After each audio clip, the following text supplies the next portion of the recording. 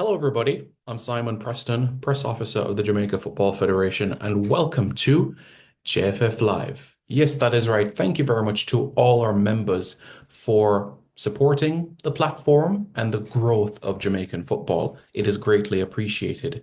And before we get into our first ever edition of JFF News, let me first remind you as well to share with your family, share with your friends the membership link so that they also will be able to buy a membership and get exclusive content just like the one you're watching right now. Okay, that will be greatly appreciated. So, without further ado, let's get right into the news, shall we? As we go into four topics today so that you all can be aware of what is happening in Jamaican football. We're going to talk about the under 17 boys. We're going to talk about the under 20 girls. We're going to talk about our Reggae Girls and also our Reggae Boys as well. So first, let's start with our under 17 boys who participated in the CONCACAF under 17 championship qualifiers in Guatemala recently. They were in a group with St. Lucia, the Cayman Islands, and El Salvador. And our under 17 Reggae Boys finished second in the group. They had a 3-1 victory over St. Lucia, a 10-1 victory over the Cayman Islands, but against El Salvador fell 2-1. But despite this, we're immensely proud of our under 17 Reggae Boys, and we look forward as they have a bright future ahead, every single one of them.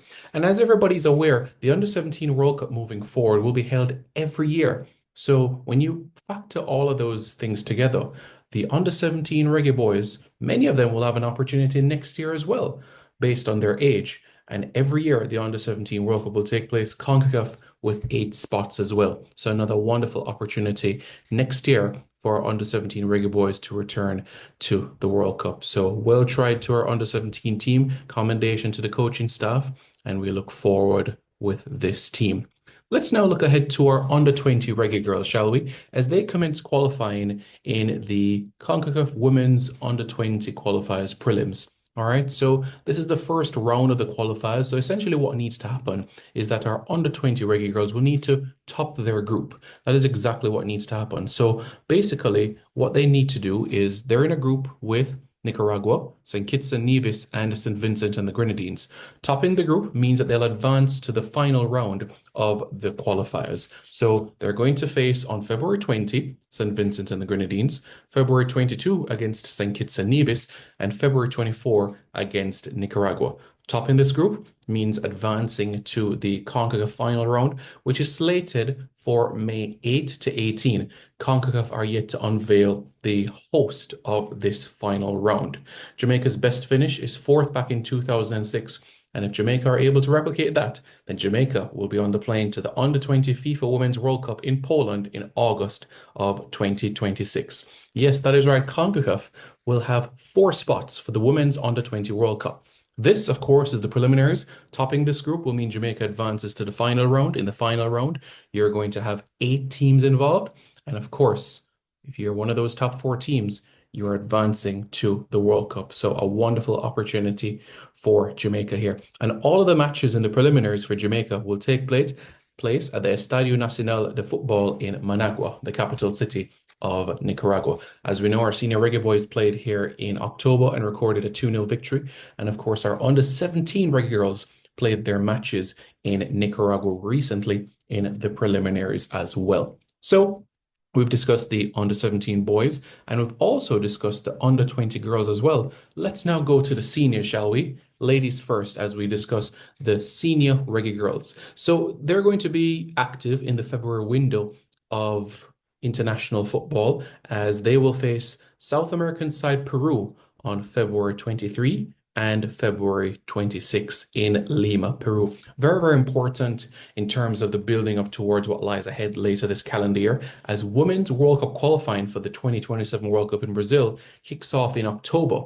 And the head coach of the senior women's national team, Hubert Busby, has stressed the importance of ensuring that all our FIFA windows are occupied leading into the World Cup qualifiers. So February 23rd and February 26th will face Peru in Peru. And as you know, quite recently, we've played quite a number of South American teams, haven't we? We can think about Paraguay back in 2022. You can think about Chile last year. You also think about Brazil as well. Jamaica, of course, have played Colombia at the World Cup. So Jamaica has been active against South American teams in recent times, the Pan Am Games in 2023 as well. So Jamaica has played against a lot of South American teams over the last 2 years or so. The April window, Jamaica will be looking to be active in that window as well, but in due course, further information will be provided in relation to what lies ahead in that particular window. All right, so we eagerly look forward to that. And of course, as we know, in relation to these windows prior to World Cup qualifying, it's so important as well because the FIFA rankings plays an important role in the seedings for World Cup qualifiers. So we eagerly look forward to that as well. And finally, last but certainly by no means least, we're going to be able to talk about, that is right, the senior Reggae Boys. So we know we had two friendly matches against Trinidad and Tobago quite recently, a 1-0 victory in Montego Bay and a 1-1 draw against the same opposition, Trinidad and Tobago, at the Anthony Spalding Sports Complex. What lies ahead in the month of March is the Gold Cup prelims. Yes, that is right. Jamaica will face St. Vincent and the Grenadines, March 21, away at the Arnes Veiled Sporting Complex in St. Vincent. And of course, Jamaica will host the second leg Tuesday, March 25 at Sabina Park. Winner advances to the group stages of the CONCACAF Gold Cup. The CONCACAF Gold Cup draw is slated for April 10, while the Gold Cup itself is slated for June 14 to July 6. I know, June 14 to July 6. So that essentially is 4 days after our World Cup qualifier against Guatemala on June 10th. So a very busy time frame, you could say, on our horizon as we look forward for all of our different national teams. And just a reminder of those times for you as well. St. Vincent and the Grenadines against Jamaica at Arnes Veiled Sporting Complex, 7 o'clock Jamaica time. And of course, on Tuesday, March 25th in Jamaica at Sabina Park, 7 o'clock Jamaica time. This will be the first time since 2018 that we're facing Antigua and Barbuda, that we're playing at Sabina Park. A senior international for our Reggae Boys at Sabina Park is the first time since 2018 that this is taking place. And of course, this was 2018 against Antigua and Barbuda.